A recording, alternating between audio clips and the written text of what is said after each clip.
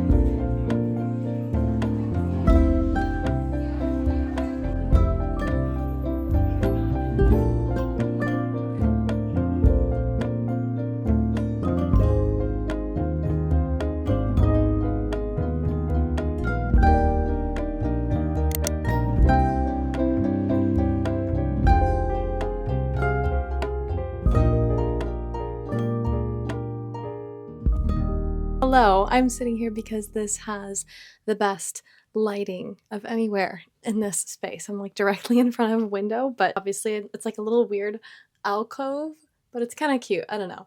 Anyway, we just checked into our hotel, and it's actually a super cool spot. It was built in 1910, so it's like a super old hotel. It's honestly super cozy, and it'll be great for writing. But I did want to give you a little bit of a recap of how my writing has gone so far in the day. At first, we went to a coffee shop, and we were there for a few hours, and my husband actually read through most of my manuscript so far, sitting next to me while I was writing. And my husband is like serving as my alpha reader. I mean, I trust him completely, and he has some really good thoughts. It's kind of nice to have a second pair of objective eyes on the story. So I gave him some questions, and he's been writing down stuff for every single chapter, which is really nice, but I haven't read through his feedback yet. I probably won't read through his feedback. Speaking of which, here he is. He just got me hot chocolate. Thank you.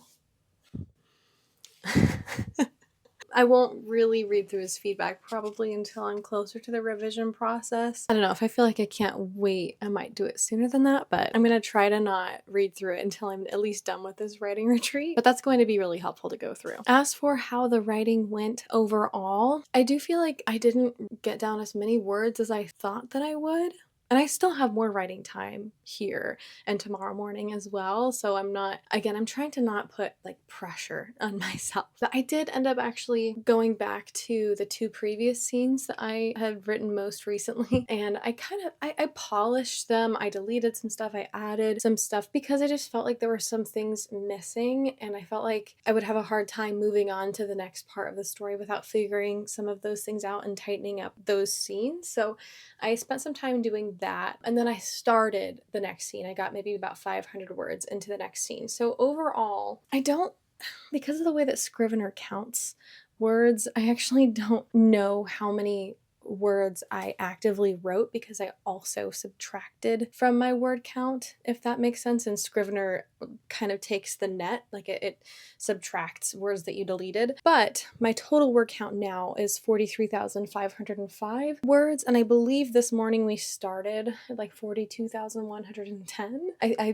think that was the number I gave you guys, which means that I netted about 1,395 words so far over the last, I don't actually know how long we were even there, but I feel like I started writing at about noon. I wrote actively maybe for 3 hours of that, but some of that was like a little bit distracted and that sort of thing. So I feel like that wasn't a whole lot of writing for 3 whole hours. But at the same time, I was editing, I was deleting some things and reading through things and coming up with more ideas. So I'm hoping that the next time I sit down to write here, I will get into a little bit more of a flow state. Especially, I like coffee shops, but sometimes it's kind of hard to write in coffee shops because of all the things going on. And I had my noise canceling AirPods in, which helps. But still, like, I didn't feel like I ever got super duper comfortable there. Then yeah, we took a break, we got lunch, and now it's about 4:30. So I want to write a little bit before we go out to dinner, and then maybe I can sneak in some more writing this evening before we go to bed. And then in the morning, I think checkout is at 11 a.m. So I do have some more time, although we might try to go to the Cleveland Library. I don't know. The next thing I'm about to write is going to take place in a library, so maybe that would be inspiring to me. But overall, I am really, really grateful to just have some time and space to just think about my story and to write. I am grateful to have a supportive husband that wants to help me think through all of it. Let me show you a little bit of what I'm looking at though, because it's kind of cute and cozy. All right, this is the little alcove I was just filming in. But there's down in like the courtyard area. My husband's lounging on the couch. There's a little kitchenette. There's a table where I might do some writing. I also might do some writing at this little desk. I think my favorite parts so far are some of the combat scenes as well as some of the camp scenes. There's some point of view changes in the book. I have a favorite. Yes, Cecil's point of view. Every scene from Cecil's point of view is fire, pun intended.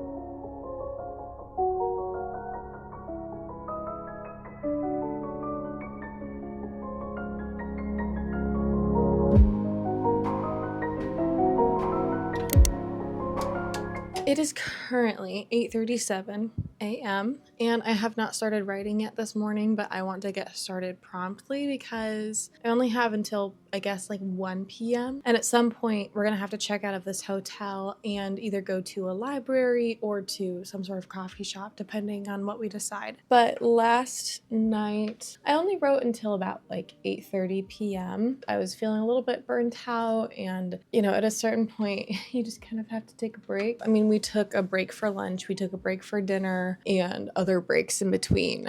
But technically speaking, I was writing during a span of 8 hours on and off a bit. And I've heard somewhere that you can only really be productive for 4 hours in terms of intense brain power. And, you know, writing requires intense brain power. So I can sort of see that, especially since I was writing the first draft and making a lot of decisions. Yesterday, I was sort of taking my time a bit with prose. I was taking my time, I don't know, because I felt like I had the time. So what I wrote was fairly good, I think, at least in terms of the language that I used and some of the ideas that I came up with. I was able to really take my time and be a little bit more picky with my word choice and that sort of thing, which for a lot of this first drafting process, I've tried to resist that inclination to take my time with the first draft and making the writing good. But I don't know, it's been a little while since I've done that. So I did do a lot of let's write something polished first, but like that takes time. Overall though, I am quite pleased with where I'm at in the story. Probably want to know what the word count is, right? So yesterday I started at, I believe, 42,110 words, and I ended at 45,145 words, which means my total like net word count, because I did delete some words along the way, but my net word count was 3,036, which again is a little bit lower than I was hoping for. But honestly, like that's still a lot. I mean, that is the majority of my word count goal for this entire week. If I can manage it, this is probably a crazy and unrealistic goal, but if I can make it to 50,000 words in my first draft, I'll be over the moon, elated, excited, and I might, even though technically my time away, my writing retreat expires at 1 p.m. today, I kind of want to keep on writing as much as I can, even after I get home and into the evening. We do have some evening plans because it's December 31st, it's New Year's Eve, but like, imagine if I can hit 50K before we ring in the new year. I mean, that would be really fun. But again, that's probably a preposterous goal considering the fact that I spent a lot of time writing yesterday and only got down technically 3,000 words. So we'll see. That would require me to write 5,000 words between now and the end of the day. I think it's doable, but only if I can really get into it, and only if I can also resist the inclination to write super polished prose and kind of get past that. I am also very, very, very excited for the scene we're about to write. One more thing, actually, I'm gonna see if we can move because I don't like this lighting. I'm getting upset by it. I probably should have been sitting here the whole time. The lighting here is way better. Anyway, after I was done writing last night, I did spend a little bit of time perusing these writing craft books, or like writing resources that I got off of thrift books. Now, I will say with the caveat, I legitimately spotted at least 6 typos. And I mean, I didn't read the entire book. I just skimmed the first third of this one, maybe. It's about dialogue. For a book about writing craft, it's a little bit ironic that it's not proofread very well, like they didn't edit the copy very carefully, because again, I was only skimming and I spotted like 6 typos, so maybe I should just be a copy editor or something. But a lot of the content was helpful and interesting. You know, I don't feel like I have a whole lot of trouble writing dialogue personally. I'm usually, like, that's one of the things that usually flows pretty naturally while I'm writing. Honestly, I probably should have spent some more time on description and setting, because setting especially, sometimes I feel a little bit daunted by at times because I have so many ideas of what to include. Then there's other factors about the setting and description that I'm like, I just don't know how to put that into words. Like, I just don't know enough about, usually it's stuff about architecture that I have a harder time describing. But anyway, that's beside the point. The dialogue one was interesting, and I do have a history in acting, or at least I did theater all through middle school and high school. I was a thespian, and I just genuinely did really enjoy that acting era of my life. And this person said here in this book that the best way to write good dialogue is to essentially like become your characters, to climb into their skin, be their mouthpiece, and speak naturally, because you're so in tune with your characters, and it's essentially like you're improving as your character. And so that was honestly helpful for me to frame it that way, because since I do have a history in acting, I know how to improv. I know how to, I guess, become other characters. And obviously for plays and stuff, those lines are written for you. So that's why I was thinking the language of improv would be helpful, because for that, you're making up a character on the spot and then speaking as that character. So I think that I will carry that with me as I continue to write. And I think that I had some of that subconsciously going on, but not consciously. So now as I continue to write, I can keep that in mind. And it also had some helpful reminders about how dialogue should keep the momentum. It should keep the story moving and in motion. Like, no one wants to hear characters just having small talk unless there is some underlying tension or subtext going on, if that makes sense. So it was helpful. It was good. The resource, though, that I had the most fun with while I was writing yesterday, I pulled out the Emotion Thesaurus, and I got this on Kindle like 6 months ago. I barely touched it because, I don't know, something about it being on my Kindle, it didn't feel as accessible to me as a reference material. I love using my Kindle to read through books, but for a reference, I don't know, my brain just wants to flip through a book for something like this. So I went ahead and also got this on Thrift Books because I saw it pop up while I was ordering those other craft books. Yeah, I mean, it's incredibly helpful. I already used a few things because one of my characters was feeling envy, and I was like, how should I mean, my instinct was to like have her cheeks be kind of like flushed, but I feel like I've used that quite a bit. So I flipped all the way to envy, and it has a definition. It has physical signals, internal sensations, mental responses, cues of acute or long-term envy, and cues of suppressed envy. And it just has all of these signals that are more unique than some of the familiar ones that we tend to use. So for example, one of the things for envy is rubbing at or massaging one's chest as if pained, or taking a step towards the person or object one wants, twitching hands, flaring nostrils, leaning closer, crossing the arms over the chest. Internal sensations would be a rising body temperature, ribs squeezing tight, a quick heartbeat, sucking in breath through clenched teeth.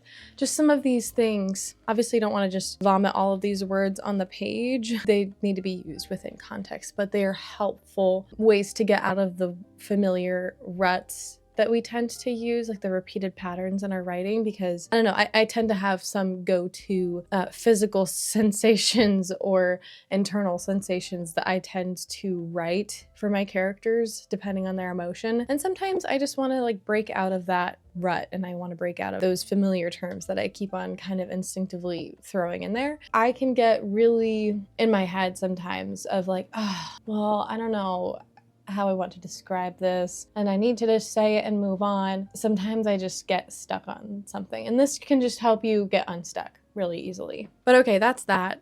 It's enough rambling on. I definitely need to get some more writing done. I probably am not going to check in unless something crazy happens. I'm not going to check in again until the very end of this writing retreat because I really need to zero in and focus.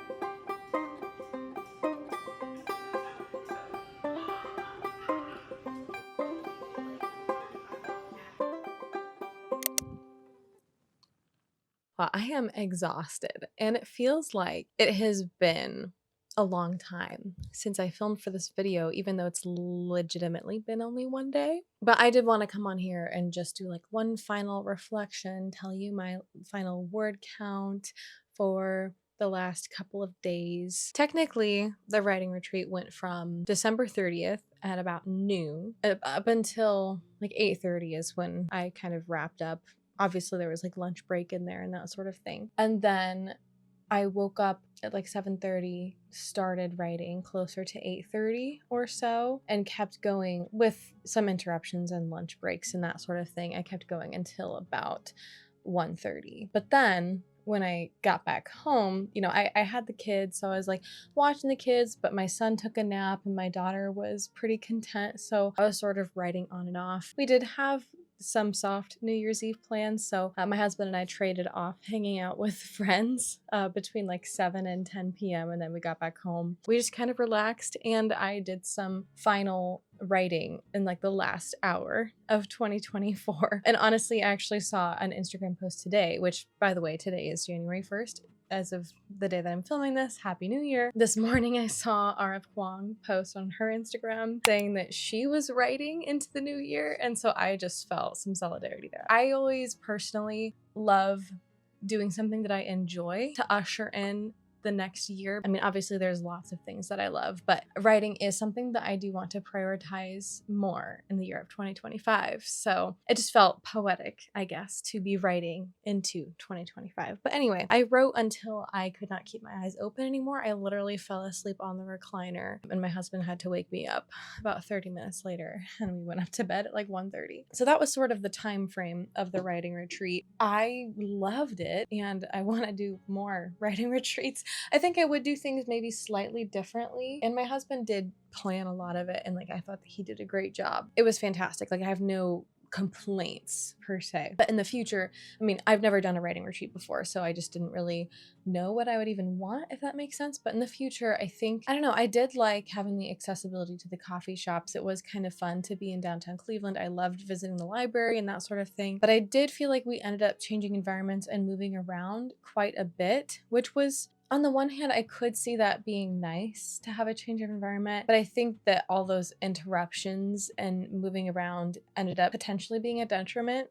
Like every single time I sat down in a new location, I felt like I had to get back into the flow of things. And then another thing that I wish that I could have worked into the writing retreat was actually like a time to go running or something. I felt the pressure over the course of the writing retreat that I wanted to make the most of all of my writing time. So I felt super uncomfortable with like stopping writing. Like I felt like I had to be like attached to the manuscript at all times, which I don't know. I sort of wish that I could have had a whole weekend. Yes, I'm writing a lot, but I also felt a little bit more freedom and not as much pressure to make the most of what little writing time I had. Does that make sense? So I'm supremely grateful that I got to go on the trip. We wouldn't have had the capacity to do more like days than we did, but I think in the future, now that I've had a writing retreat, for me personally, I think that I might want to, I don't know, go somewhere either more secluded, like a cabin in the middle of the woods, like in nature, or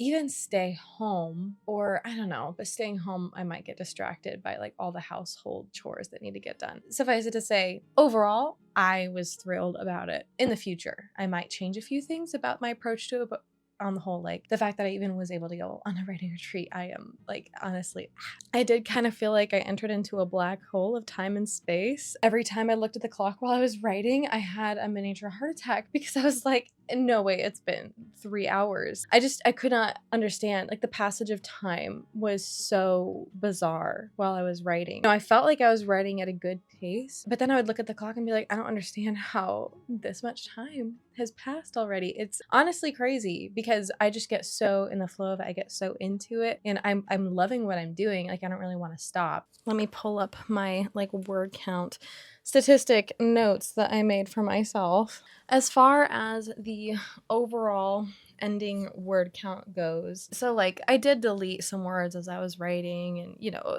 it's that whole like I do like a scaffolding thing.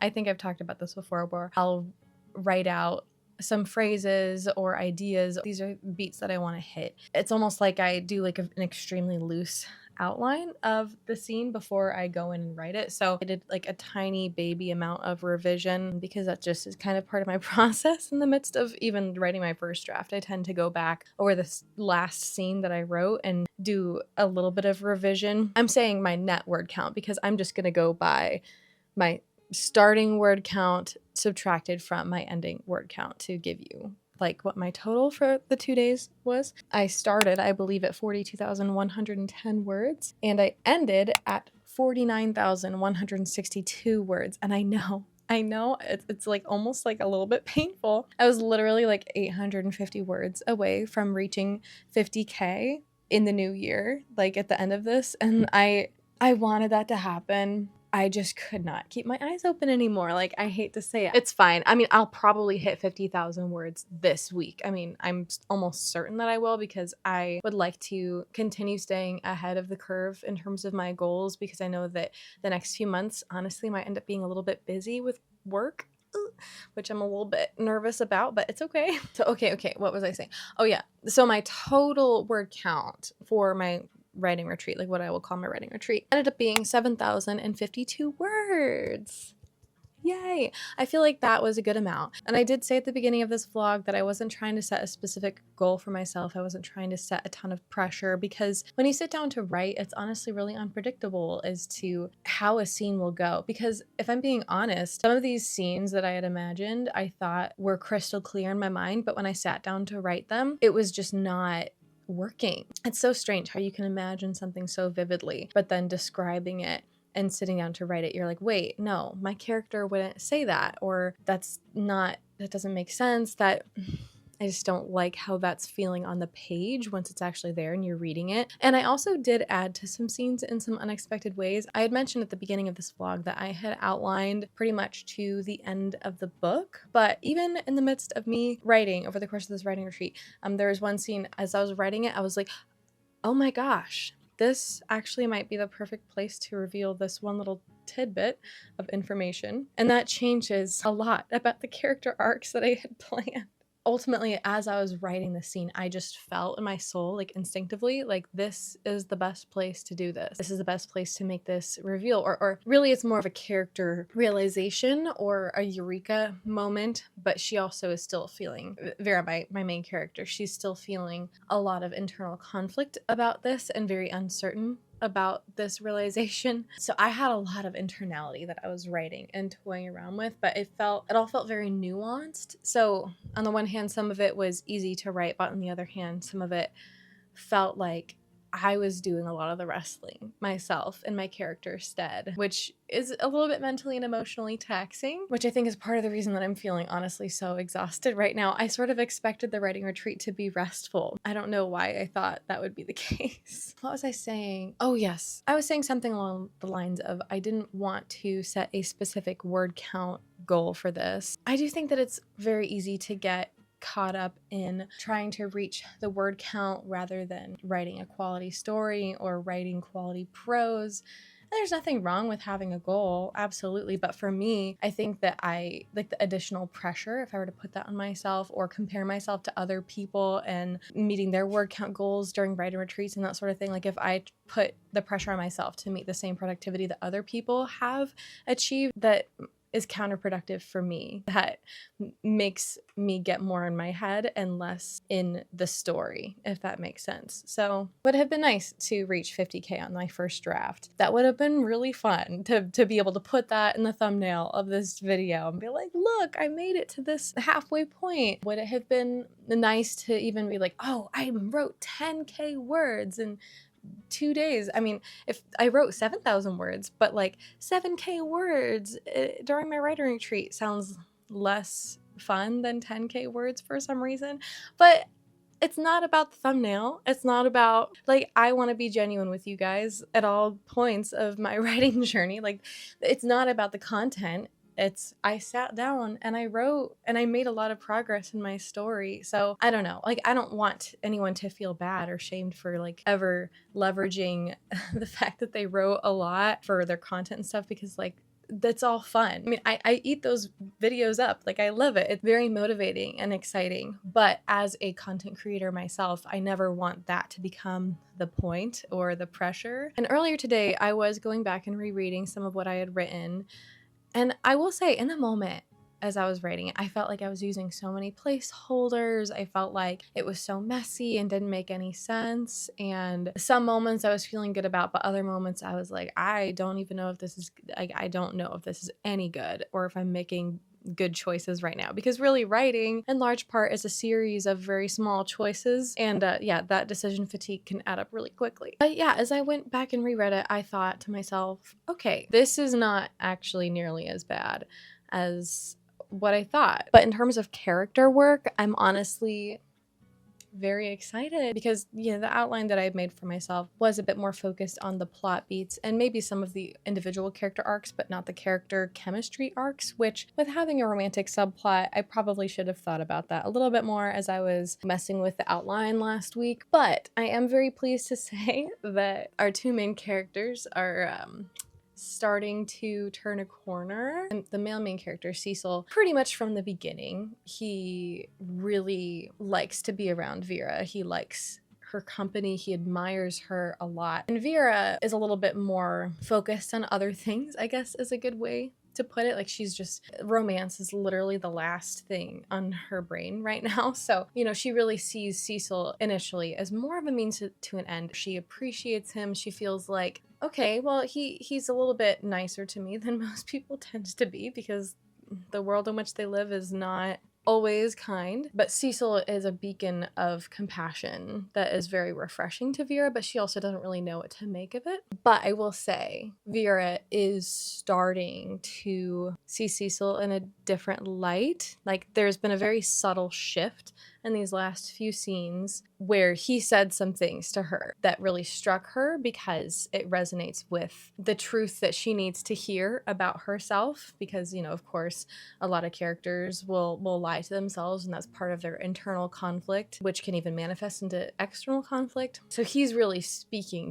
to that truth that she needs to hear. And that, in addition to some other plot elements that have come to fruition, Vera is starting to realize there's a little bit more, like, she cares more about Cecil than she thought she did. And there's a little bit more character chemistry. Like, they're having some like fun conversations where I don't know, like, I'm just having a lot of fun playing with them as their chemistry is starting to bubble a little bit more and percolate a little bit more. Like, there's glimpses of it. I mean, it's very slow burn in the beginning, but now that we're reaching the middle of this first book, you know, they're still nowhere near being in a romantic relationship or anything. I think that's not going to come till later. But that is one of the exciting things that came about as I was writing, that was a little bit unexpected. Like, I knew it was going to happen at some point, but I just didn't really know when. But yeah, I think that's all I really had to say. So thank you so much for joining me on my writing journey, on this writing retreat. I'm so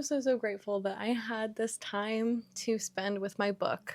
And hopefully I'll get to 50K by the end of this week. Today is Wednesday, maybe even by the weekend. Like, I mean, on the next 3 days, I'm sure I'll be able to hammer out 850 words at least. But honestly, like, I kind of want, like I said, I want to stay ahead. If I can get out another 1,000 or 2,000 words this week, that would be wonderful. I'm just going to continue writing, continue creating, and hopefully something beautiful comes of it, out of all this labor and love. So let me know how your writing journey is going down in the comments below. I'd love to hear about it. And if you like this video, please feel free to leave a like. And if you're interested in following along on this writing journey of mine, it's starting with this book here, this high fantasy book that I'm working on, and then the sequel to that. But then from there, I mean, who knows where we're gonna go. I would just love to have you along for the ride. But yeah, thank you so much, and I hope that whatever you're writing, whatever you're creating, it just flourishes at your fingertips and brings you all the happiness in the world. Bye-bye!